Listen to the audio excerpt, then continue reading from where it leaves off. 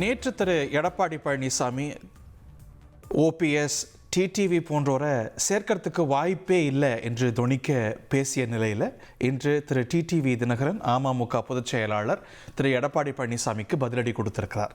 துரோகத்தை தவிர திரு இபிஎஸ்க்கு எதுவும் தெரியாது என்று கடுமையான பதிலடியை கொடுத்திருக்கிறார். அதிமுக ஆட்சியை காப்பாற்றியது பாஜக அல்ல, அதிமுக எம்எல்ஏக்கள் தான் என்றும், டெல்லிக்கு திரு இபிஎஸ் கடந்த முறை சென்றது பற்றியும் விமர்சனம் செய்திருக்கிறார். நம்முடைய திரு துக்ளக் ரமேஷ் மூத்த பத்திரிகையாளர் இணைந்திருக்கிறார். திரு டிடிவி தினகரனுடைய பதிலடி, அதற்கு முன்னாடி திரு எடப்பாடி பழனிசாமி சொன்ன கருத்துக்கள், இது ரெண்டையும் இணைத்து பார்க்கும்போது இந்த இணைப்பு கூட்டணியில் இவங்கெல்லாம் லார்ஜர் என்டிஏல எப்படியும் அகாமடேட் ஆகிடுவாங்க அப்படிங்கிற வாய்ப்பெல்லாம் குறைந்து கொண்டே போகிறது. இல்லை, கிட்டத்தட்ட இன்னைக்கு இல்லை என்ற பொருள் தானே வருகிறது. குறிப்பாக திரு டிடிவி தினகரன் அவர்களை பொறுத்தவரை அவர் இந்த அணியில் இணைவதற்கான வாய்ப்புகள் இனிமேல் இல்லை என்றுதான் சொல்ல வேண்டும். ஏனென்றால் கடந்த 2-3 முறையாக திரு எடப்பாடி பழனிசாமி தான் முதலமைச்சர் வேட்பாளர் என்றால் அந்த அணியில் நீங்கள் நிச்சயமாக இருக்க மாட்டோம் என்று சொல்லி வந்தார். நேற்று தினம் திரு எடப்பாடி பழனிசாமி இவரையும் திரு ஓபிஎஸ் அவர்களையும் நேரடியாகவும் திரு செங்கோட்டையன் போன்றவர்களை மறைமுகமாகவும் விமர்சித்தது என்பது கட்சியில் மீண்டும் ஒற்றுமையை அவர் விரும்பவில்லை என்பதைத்தான் காட்டியிருக்கிறது.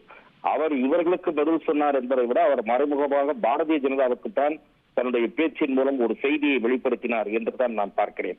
இவர்களை எல்லாம் கொண்டு வந்து சேர்த்து ஒற்றுமை என்றெல்லாம் இவர்கள் பாஜகவை தானே நம்பியிருக்கிறார்கள் என்பதை நன்றாக புரிந்து கொண்டுதான் திரு எடப்பாடி பழனிசாமி பேசியிருக்கிறார்.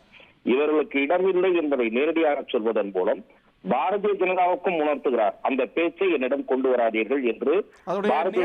முக்கியமானது இல்ல, டெல்லி பயணத்துக்கு முன்னாடி சொல்றாரு அப்படின்னா அதனது பொருள் என்ன? டெல்லி எப்படி பார்க்கும்? டைமிங் முக்கியம். அவர் அங்கே போகும்போது யாரையும் சந்திக்க போவதில்லை என்பதை போல ஒரு பொடி வைத்தும் சொன்னார்.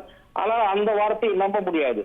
ஏனென்றால் அவர் கூட்டணிக்காக போகவில்லை என்று பல கார்கள் மாறி அமித்ஷாவை போய் சந்தித்தவர் தான் திரு எடப்பாடி பழனிசாமி.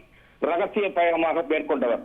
சொந்த கட்சிக்காரர்களுக்கே தெரிவிக்காமல் உள்துறை அமைச்சரை சந்தித்தவர் தான் திரு எடப்பாடி பழனிசாமி. ஆகவே அவருடைய வார்த்தைகள் நம்பத்தகாதவை. அது ஒரு பக்கம் இருக்கட்டும்.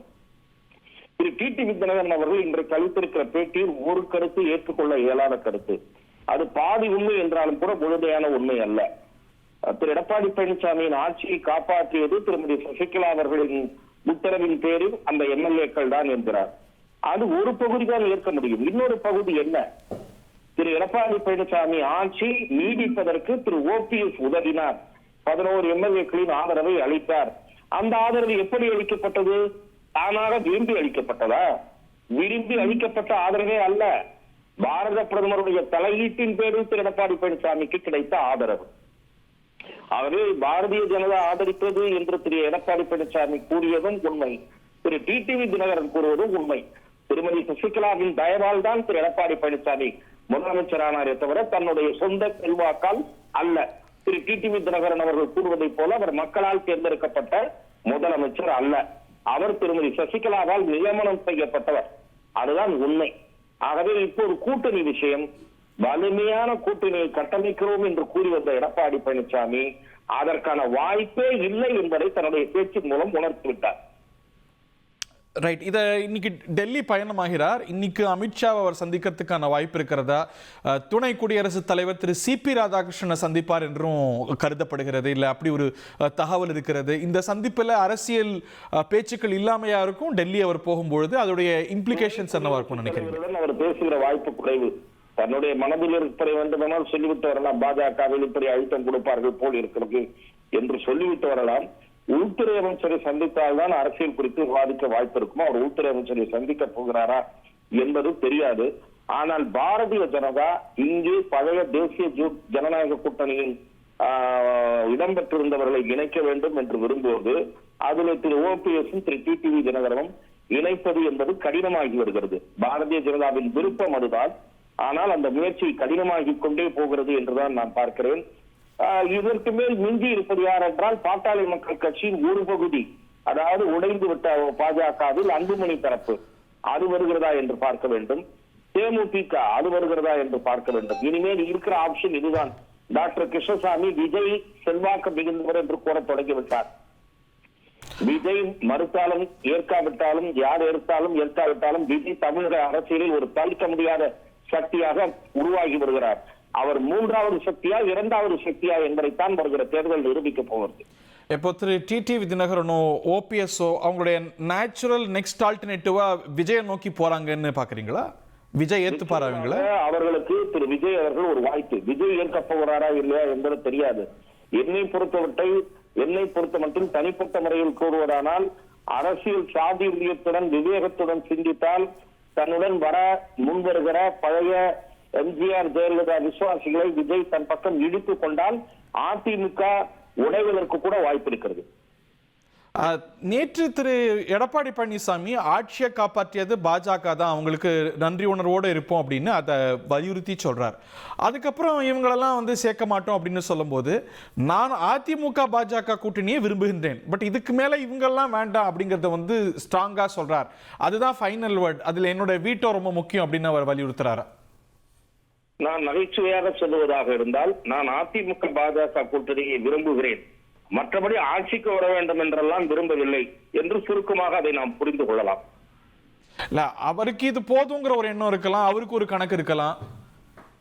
இது போதும் என்பது விவரம் அறிந்த அல்லது நாட்டிலே இன்றைக்கு இருக்கக்கூடிய சூழலை புரிந்தவர்கள் நிச்சயமாக கருத மாட்டார்கள். பல்வேறு கருத்து கணிப்புகள் திரு விஜய் அவர்கள் 20% குறையாமல் வாக்குகள் வாங்குவார் என்று தெரிவிக்கின்றன. ஆகவே அவற்றையெல்லாம் வைத்துதான் கள நிலவரத்தை யதார்த்தத்தை மதிப்பிட வேண்டும். அப்படி இவர் மதிப்பிட தவறுகிறார். அதற்கு என்ன காரணம் என்பது reasons best known to him. நன்றி திரு ரமேஷ். இனி செல்லும் இடமெல்லாம் செய்தி. தந்தை டிவியின் வாட்ஸ்அப் சேனலை ஃபாலோ பண்ணினா செல்ல இருக்கும் இடமெல்லாம் செய்தி. இதோ QR கோட், இப்பவே ஸ்கேன் பண்ணுங்க, ஃபாலோ பண்ணுங்க.